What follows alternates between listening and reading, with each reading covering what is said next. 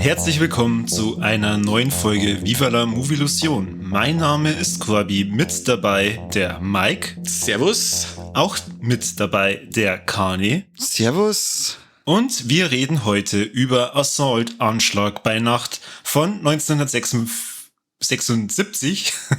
Regie, Drehbuch und Musik wurde geführt von John Carpenter und einen Schnitt hat er auch noch gemacht. Und da wir den größten John Carpenter Fanboy der Welt bei uns haben, ist es nicht der Kani, ihr könnt jetzt alle erraten, wer es dann ist, darf der uns gerne mal verzeihen, um was geht's in Assault? Mike. Ja, jetzt pass auf. Ich fasse es jetzt nur ganz kurz zusammen. Ja, recht viel muss da eh nicht zusammen zu der Story. Ja, kann man eben. Aber ich tue jetzt nicht lange auf so Handlungsdetails eingehen. Auf jeden Fall sind die Tage vom Polizeirevier Precinct 13 gezählt. Die Polizeistation wird zugemacht. Und an dem letzten Abend hatten noch ein paar Übergebliebene, also so zwei Sekretärinnen und Polizist ist noch mit dabei.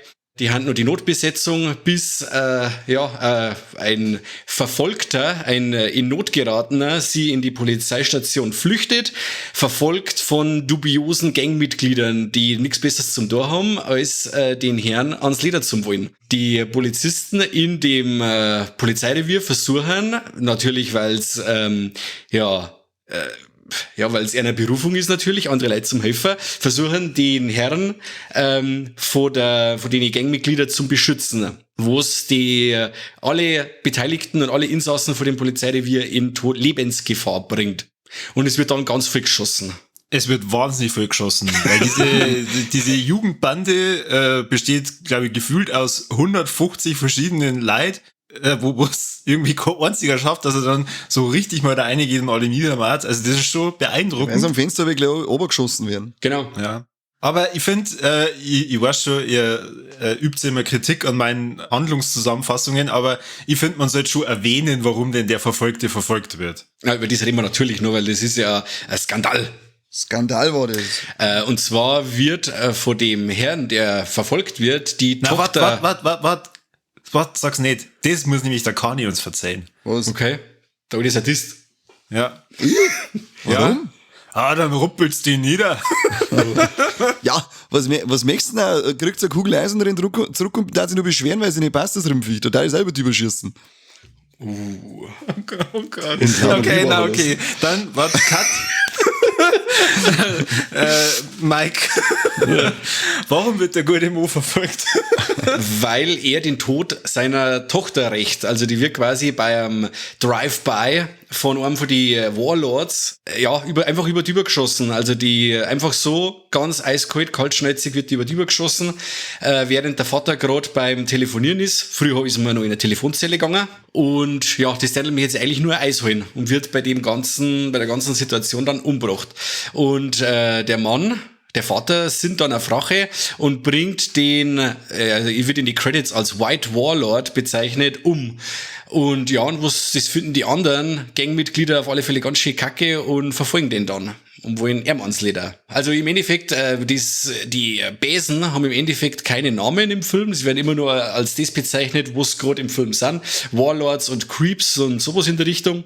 Und wir haben eigentlich im Endeffekt keine Bese-Bezugsperson. Also vor die Besen, die kommen einfach und werden dann niedergemacht. Aber wir haben jetzt wirklich keinen, der wo wirklich Bezugsperson unter die Besen war, oder? Sehe ich das richtig? Ja, die einzige Bezugsperson hast du ja schon erwähnt und die wird erschossen. Genau, der Frank Dumbledore. Genau, richtig. Frank Dumbledore, und der ist auch nur ein anderer bekannt, oder ist auch noch bekannt aus einem anderen Carpenter-Film, und zwar ist er einer von den Creeps in Die Klapperschlange, Escape from New York. Ah, der steht leider immer nur auf meiner Liste. Oh Gott, der hast du noch nicht gesehen. Der Schmiede. Unbedingt. Also ich kenne bisher nur relativ wenig Carpenter-Filme. Halloween ist natürlich dabei und The Thing. Mhm. Ich habe die Klapperschlange bereits zu Hause, ich muss mal jetzt nur endlich mal reinziehen, aber jetzt ist Assault noch zuvor gekommen. Man muss aber auch dazu sagen, es werden so viele Carpenter-Filme momentan tot gepodcastet, also Halloween, ich kann keine Halloween-Podcasts mehr hören und The Thing ist mittlerweile auch soweit, da hat sich mittlerweile auch schon jeder Podcast drüber auslassen, deswegen haben wir jetzt eigentlich beschlossen, wir fangen jetzt mal an, eben auch an mit Carpenters ersten Filme und auch alle, die wo nicht ganz so immer im Rampenlicht stehen wie die großen Horrorklassiker. Wobei, Assault zumindest 2005 auch schon ein Remake gekriegt hat und sie ja die Handlung ja auch dazu anbietet, dass man darüber spricht, finde jetzt ich. Auf jeden Fall. Und ich muss auch sagen, das Remake ist sehr gelungen. Also mit Ethan Hawke und Lawrence Fishburne auch sauber besetzt. Und ja, steht im Original in fast nichts noch mehr, hätte ich fast behaupten. Außer in der geilen Musik. Da kann man Carpenter wieder überhaupt nichts vormachen. Die ist wegklasse. Da hat er mal wieder einen Synthesizer sauber auspackt. Aber hallo. Ich hab mir gestern mit meiner Frau angeschaut und da bin ich wieder Füße massierend an der Kanten vor der Couch gesessen und sie hat am Handy gespielt und dann hat's nur so aufgeschaut und gesagt, das muss doch der John Carpenter sein, oder? Nur der vergewaltigt sein Keyboard oder so. Und sag ich, ja, richtig. Hat sie gesagt, ja, da schau her, bleibt schon öfters einmal was hängen, was du verzeihst. Sag ich, ja, gut, passt. Nicht gerade das Melkfett zwischen die Zähnen beim Massieren, oder? Genau. Habt ihr eigentlich den Film in der Originalsprache angeschaut oder auf Deutsch? Deutsch. Auf Deutsch. Ja, ich habe leider auch auf Deutsch gesehen, was mich im Nachhinein ein bisschen geärgert hat, weil ich gelesen habe, dass bei der deutschen Fassung die Musik öfter verwendet haben wie auf der Originaltonspur. Das ist unglaublich, wie penetrant die Musik ist. Also das Gute ist ja bei dem Ganzen, dass der Song wirklich so eingängig und stark ist, aber sie hauen dann wirklich im 5-Minuten-Takt haunst da das Thema um die Ohren. Das ist Wahnsinn. Jetzt, was du sagst, mir ist das jetzt wirklich inflationär vorgekommen, aber wenn du sagst, das ist bei der US-Version anders, dann wundert mich das jetzt gar nicht irgendwie. Ja, es ist ganz komisch. Anscheinend haben sie die Deutschen, das deutsche Synchronstudio damals gedacht, oh mein, da fehlt aber schon viel Musik. Was hat denn da der Bur gemacht? Ja, hauen wir halt das einfach ein paar Mal öfter drüber, auch gerade in so Szenen, wo es eigentlich still ist. Und ich fand es so schade, weil ich mir dann gedacht habe, okay, ich da jetzt echt zum einer gern wissen, bei welchen Stellen haben sie jetzt die zusätzliche Musik rein. Bei mir ist es dann halt auch gekommen, dass dieses Anfangstheme extrem oft vorgekommen ist und dann aber auch noch so eine andere, ruhigere Musik, die er komponiert hat. Mhm. Und ich glaube, dass der Film halt dann nochmal ein bisschen anders wirkt, wenn es halt dann da wirklich so, sie stehen schon in diesem fast zerschossenen Polizeirevier und beraten sie gerade oder lassen es auf sie wirken. Und ich glaube, dass das nochmal ganz anders umkommt, wenn keine Musik da ist, das kann schon sein. wie mit der Musik. Aber auch das ruhigere Thema, was du gerade sagst, ist von der Melodie her, ist es dasselbe wie das Titelthema, aber halt langsamer gespielt. Das macht der öfter der Carpenter, dass er sein Titelthema dann wieder verwurstelt und spielt es einfach ein wenig anders. Ganz populär ist auch zum Beispiel von Planet Terror der Soundtrack, also das Grindhouse-Theme, das kommt auch im Film 1000-mal vor, aber immer in einer abgewandelten Version. Ah. Genau. Ja, aber da werden es wahrscheinlich sie an die Originaltonspur gehalten haben bei Planet Terror. Wahrscheinlich. Aber ich sag, seid mal ehrlich, Mann, das ist ein Film für echte Männer, oder? Mit echte Kerle und richtige Machos, oder? Naja, sagen wir mal, die weibliche Hauptrolle, die hat da kommen wir noch drauf. Aber die Männer, also allen voran der Darwin Johnston, der wurde Napoleon Wilson spielt, geht's noch cooler? Ha? Der ist doch mega, das ist doch ein Wahnsinnskerl, ein richtiger Badass und immer möchte Zigarettenraucher, kriegt nie eine und der Running Gag eben mit der Zigaretten, die fand ich auch super cool, vor allem, wenn man bedenkt, dass der Carpenter ja auch Kettenraucher ist. Ja, der war ziemlich cool, ich habe tatsächlich bis zur Hälfte vom Film nicht so ganz checkt, was dem sein Ziel ist. Was zum Rauchen. Aber ja, offensichtlich. Aber zum Schluss war der ja einer der wichtigeren Charaktere, unter anderem, weil er ja, weiß nicht, ob man so weit spoilern kann, bei einem Film von 1976 bis zum Schluss hier auch dabei ist. Ja, und er bietet ja auch nicht so viele Überraschungen, sagen wir es einmal ja so. Naja, bei der Menge an der Jugendbande, da finde ich schon überraschend, dass da am Ende wirklich jemand überlebt. Ja, das stimmt, das sind schon Haufen Leute. Das sind irgendwo 122 Leute oder so, glaube ich, ist der Bodycount. Wow. Habe ich irgendwas gelesen. Aber hast du mitzählt? Nein, ich habe es irgendwo gelesen, weil es dann nämlich geheißen hat, das weiß man aber nicht sicher, weil man weiß nicht, wie viele von den Leuten nur verwundet waren. Ach so, okay. Der John Carpenter war ja auch einer von diesen Typen, die sie angegriffen haben. Mhm. Ja, der war beim Fensterhallen dabei. Beim Fensterhallen.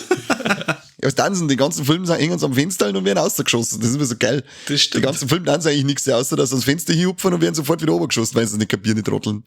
Aber das Geile ist, ich habe irgendwann einfach völlig vergessen, warum die jetzt die gleich wieder angreifen. Weil der Typ, der verfolgt worden ist, ja ganz selten eigentlich gezeigt wird. Und ich mir dann gedacht habe, ja, warum greifen die gleich nochmal an? Hassen die einfach nur Menschen oder was? Ich glaube, das kommt schon auch dazu. Ja, na, auf alle Fälle, wie du schon gesagt hast, da die Frauen, gibt's natürlich auch ein paar starke Frauen im Film. Die Laurie Zimmer, wo die Lee spielt, und die Nancy Kyes, die Julie, die spielt übrigens auch noch im nächsten Carpenter-Film Halloween mit. Ja. Als Freundin von der Laurie. Das ist ja die Dame, die ja dann bis zum Schluss durchgehalten hat, gell? Die Laurie Zimmer halt bis zum Schluss durch, oder? Die Lee. Die Nancy Kyes, die wird erschossen. Ei, okay. Dann fand ich eigentlich nur die Lee wirklich stark. Die war cool. Die war voll Weil cool. ich glaube, die Julie, die hat die nicht sogar gesagt, ja, dann gehen wir eher heute den einen Typen. Ja, genau. Ja, und dann dachte uiuiui, wenn die jetzt aus der Kugel trifft, du. Tja. Ja, was möchtest du tun? Wegen dem Weltfremden über die überschießen lassen, dann bin ich auch Genau. raus. Der war eine der Karne, war hinten aussehen. Ja, tschüss. Jetzt, mit junger Boleit und ich bin weg. Assault ist auf alle Fälle wieder eins von den Paradebeispielen, dass der John Carpenter total fasziniert von Western ist und Belagerungsszenarien. Also im Endeffekt tauscht die Creeps und die Warlords und die Gangster gegen Indianer aus, die anderen Leute gegen John Wayne und was weiß ich, wie es alle heißen, aus die Howard Hawks Western, Rio Bravo und so. Nicht Bravo Rio. Nein, nicht Bravorio.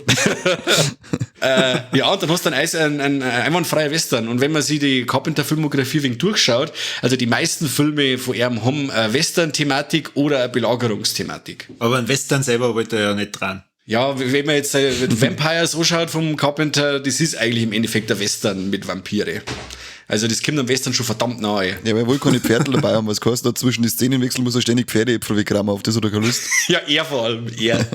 Da kann er nicht rauchen, wenn Pause ist. Da hat er keine Zeit. Ich finde, der Film ist eigentlich relativ gut gealtert. Also man muss sich schon zwar immer wieder in Erinnerung holen, dass der natürlich in die 70er ausgekommen ist. Also gerade Stichwort Telefonzellen. Ich meine, sowas kennen ja die Kinder heutzutage gar nicht mehr. Ja. Dass man mit so einem echt geringen Budget so einen coolen Film eigentlich machen kann. Also im Sinne von ein Film, der mich 90 Minuten lang bei der Stange hält. Ja, und ohne, dass er auch mordsbrutale viel Schnitte hat und mordsrasante Action hat. Oftmals steht ja die Kamera einfach nur da und schwenkt oder was, aber irgendwie so Kamerafahrten oder so sucht man da hübsch, ja, vergebens. Aber gerade das finde ich cool, weißt du, schon mal so richtig im Gegensatz zu die aktuellen Actionfilme, wo ja geschnitten wird wie der Teufel, dann wenn du mal so einen entschleunigten Actionfilm hast, so einen handgemachten, finde ich total cool. Einmal wieder zur Abwechslung.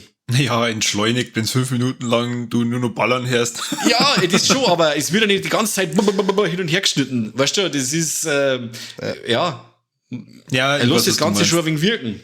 Ja. Da ich es noch nicht erwähnt habe, also es waren $100.000, die er Budget gehabt hat. Und ich glaube, der Film ist zwar gerade in Amerika gefloppt, also das, oder sagen wir mal, er nicht ganz so gut angekommen. Dafür ist er ein paar Jahre später dann halt auch in Europa veröffentlicht worden, wo er dann eigentlich relativ schnell Kultstatus erlangt hat. Wie bei so vielen Filmen von John Carpenter. Mhm. Sie mengen, bei die Amis mengen ja nicht, sagt er. Ja, genau. Da fühlt er sich ein bisschen vernachlässigt von denen. Er versteht es nicht. Das sind auch, die Amis mengen nicht und Franzosen lieben ihn und er versteht beide Seiten nicht, sagt er.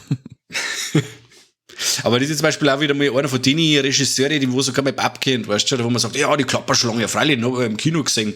Weißt du, das ist einer von den Filmen, die wo zu der Zeit wirklich jeder im Kino gesehen hat und wo es auch einer von den Carpenter seine größten Erfolge ist. Das möchte ich sehen. Dein Pap im Kino, das möchte ich sehen. Das möchte ich wirklich auch sehen. Also das war wirklich etwas, wo ich sagen, das Battle möchte ich sehen. Aber gut, anscheinend war es wirklich so. Mad Max und die Klapperschlange hat er im Kino gesehen. Das mag ich. Welchen Mad das Max? Den ersten? Den ersten. Der beste ist die Donnerkuppel. Hau mir ab, Alter! Der Road Warrior ist der Beste. Was ist denn mit dir? Ich brich Hallo, zusammen. wegen dem geilen Witz, 2 gehen rein. Einer kommt raus. Ja, das ist doch kein Witz. Das ist purer Ernst. Das sage ich zum beim Buben alle, wenn ich im Kindergarten abgib. Ja, Zwei echt? gehen rein, Genau. einer geht raus. Donnerkuppel, Ja, Donnerkuppel. das ist schon cool mit der Donnerkuppel, aber in dem Moment, wo es dann zu den Kids kommen, da bin ich raus. Ja, da kann man ja dann abschalten. oder auf Stumm, keine Ahnung. Ja. Ich sag einfach, Aber- ich bleib bei aber- Team Fury Road. Oh ja. vielleicht reden wir einfach wieder über Assault. Wie schaut's aus, Kani? Du hast noch gar nichts gesagt. Oder zumindest relativ wenig. Vorher hätte ich was gesagt, dann bin ich wieder weggebockt worden, du Sau.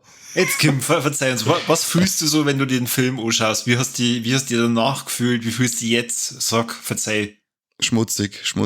Ja, dann musst du mal wieder duschen gehen. Echt überfällig. Ja, was soll ich sagen, wie man sich bei dem Film fühlt? Das ist ein geiler alter Hammer und es wird die ganze Zeit geschossen, es ist Testosteron liegt in der Luft und das war's. Wenn man auf so etwas steht, Hirn aus und und zuschaut, wie sie sich über die beschießen, dann bist du genau richtig. Genau. Es ist für mich, er ist jetzt nicht der Oberreißer, sondern er ist wirklich ein grundsolider Actionfilm, der einfach nur auf die 1,5 Stunden gut zum Unterhalten war. Ja. Das war sein zweiter Film, oder? Mhm. Ja, vorher hat er noch ein paar andere so Kurzfilme und so eine Zeit gemacht und ich glaube, einen Elvis-Film hat er noch gemacht, Gott, da weiß ich jetzt nicht genau, wann der gekommen ist, eben auch mit Kurt Russell, mit dem, wo er dann ein paar andere Filme gemacht hat, aber so ist das im Großen und Ganzen sein zweiter Film, ja. Mhm. Also, ich hab den jetzt für den Podcast auch zum ersten Mal gesehen. Ich glaube, der Kani auch. Wie lange kennst du den dann schon, Mike? Da ist die DVD damals rausgekommen. Ich glaube, das ist auch schon wieder 20 Jahre her. Der war ja eine Zeit lang einmal indiziert, wenn mich nicht alles täuscht. Und der ist dann neu geprüft worden von Anolis, glaube ich. Und dann ist er da mit der FSK 16 die Neuprüfung rausgekommen und da habe ich ihn dann zum ersten Mal gesehen. Der hat mich damals total geflasht. Also ich habe ihn einmal in einem angetrunkenen Zustand gesehen und der hat mich total überfahren zu dem Zeitpunkt. Die Musik allein schon, zu dem Zeitpunkt habe ich noch Surround-Anlage gehabt und so richtig fett auftrat und die Musik, wenn der aus die Boxen dröhnt, also der Film war damals eine richtige, ja, ein Wahnsinn. Der hat mich einfach überrollt. Ja, nach wie vor, also er ist total unterhaltsam, er hat kein Gramm Fett drauf. Meiner Meinung nach sollte man auf alle Fälle gesehen haben. Ja, vor allem, wenn man einen John Carpenter gut findet. Auf jeden Fall. Oder Actionfilme allgemein oder so. Ja. Oder auch wenn man Western gut findet. Also kann man sich alles rein. Es gibt ja noch eine kleine Parallele. Wir nehmen jetzt dann danach einen Podcast auf zu From Dusk Till Dawn. Und wie heißt der Scott bei From Dusk Till Dawn tragt ja ein Precinct 13 Shirt. Also das ist quasi ja auch, From Dusk Till Dawn ist ja auch ein Belagerungsfilm im Endeffekt. Und das ist quasi eine kleine Hommage an den Carpenter-Film. Mei, das ist ja schön. Kein Ja, Scheiß. Tarantino hat ja auch Assault als einen seiner Lieblingsfilme sogar bezeichnet. Glaube ich sofort. Und ich werde übrigens dieselbe Anekdote retour vom Dusk Till Dawn Podcast noch mal verzeihen, falls jetzt einem dann... Oh Gott, dann treffen sie wieder zwei Universen und dann explodiert wieder einer von unseren Köpfen. Müssen wir schauen, dass wir das Universum nicht zerstören mit unserem Podcast. Ja. Ich schalte einfach auf Stumm, Mike, dann ist Ruhe. Mach das. Ich schnipp dann, wenn ich wir wenigstens deinen Stift nicht die ganze Zeit klicken. Hab ich nicht. Ich hab nichts in der Hand, gar nichts. Wenn es dann erst mal dann sagt, habt ihr es eigentlich gewusst, dann Stille. Apropos, habt ihr es gewusst? Folgendes, kennst du den Film Love vom Gaspar Noé?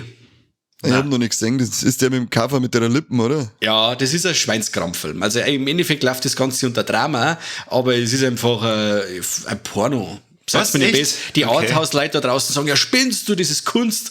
Ich hab das Ding angeschaut und gesagt, das ist ein Porno. Okay. Hast du es erst gesagt und dann gefappt oder zuerst gefappt und dann gesagt? Sage ich nichts dazu. Folgendes, und Nein, zwar du musst jetzt nach vorn beugen und sagen, kein Kommentar. Kein Kommentar. Folgendes, und zwar ist es so, dass in dem Film eine mordsmassige Gangbang-Szene vorkommt. Und während des Gangbangs spielen sie das Titelthema von Assault on Precinct 13. Bam! Wow, okay. Und das wirft dich total durcheinander, wenn du das Treiben am Bildschirm siehst und dann die Musik dazu sagst, oh Gott, was ist denn das? Das Treiben in deiner Hosen siehst, dann die Musik dazu. Und dann sagst du, irgendwas ist da falsch, irgendwas ist falsch. Was ist da die Begründung? Weil da genauso viel irrigierte Penisse vorkommen wie Gewehre in dem Film? Anscheinend, das lässt man so stehen. Das ist die eine die besten Erklärungen. Beim Gangbang wird auch viel abgeschossen und das braucht praktisch die Parallele dann so Assault. Und auch in Gesichter geschossen. Ja, wahrscheinlich ist von der Handlung her genau das Gleiche. Sie belagern nackt alles so ein Polizeirevier. Ja, das gerade noch mal so am Rande. Triple X-Version ist das praktisch von Assault. Aber jetzt weiß ich nicht, ich glaube, wir haben hübsches gesagt, oder? Ich weiß nicht, du hast Fotzen die ganze Zeit, du fährst noch mehr zum Schmerzen. Nein, ich glaube, ich bin mit meinem Lexikon bin ich am Ende. Jo, okay. Dann gute Nacht. Nein. Haben wir noch was vor Okay. uns? Na was, dann kommen wir zu unserem allseits beliebten, was hat uns gefallen und was hat uns nicht gefallen. Und weil er halt schon so viel geredet hat, darf der Kani weiterreden. Jetzt lass mich halt, Ich bin miert halt. Na, jetzt Kim, jetzt kannst du mal so richtig viel Energie rausholen und. Ah, warte schnell, bei mir fährt jetzt gerade ein Bullock vorbei, das ist sicher gleich laut. Was ist mit dir einer heute? Hat's ab in meiner Siedlung mit dem Bullock. Vor allem bei dir ist ja nichts, da nur Ja, ich Kriminelle wollte gerade sagen, da hinten. ist kein Fade. Haupt, du Saubauer. Was hat mir gut gefallen? Mir hat's gut gefallen, dass das Kind über die geschossen worden ist. Aber es ist nicht, weil ein Kind über die geschossen wird.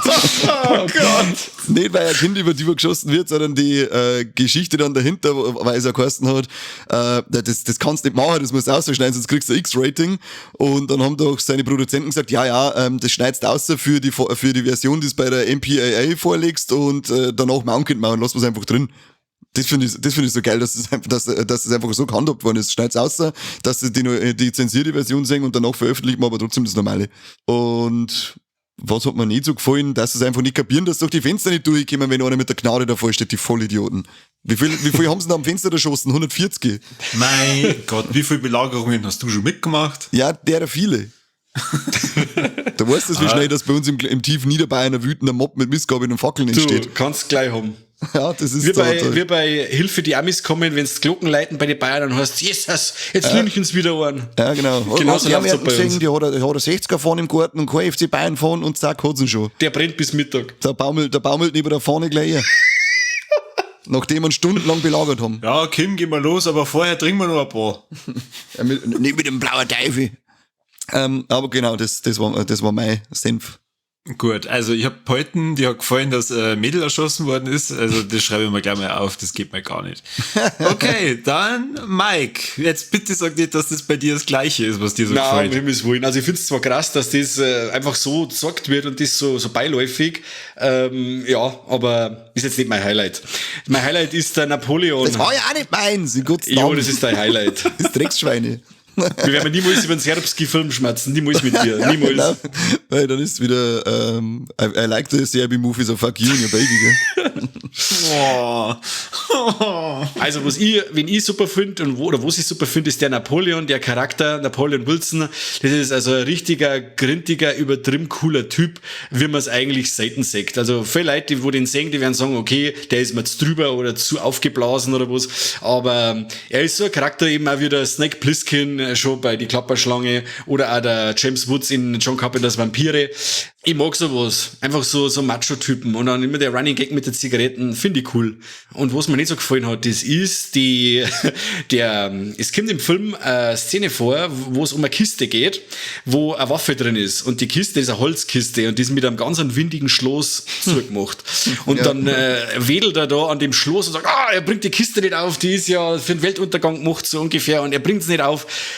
Wo ich sage, tut mir leid, das hat's in einer richtigen Stresssituation und das ist eine Holzkisten, drum schmeiße ich einfach schnell mit dem Boden ab, mit dem Eck voraus auf den Boden hin, dann springt er die Kisten und dann kannst du rumballern. Da hab ich mir auch gedacht, was ist denn wieder los?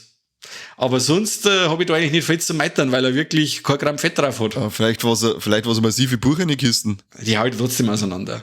Okay. Hab ich nicht gewusst, du bist der Schreiner.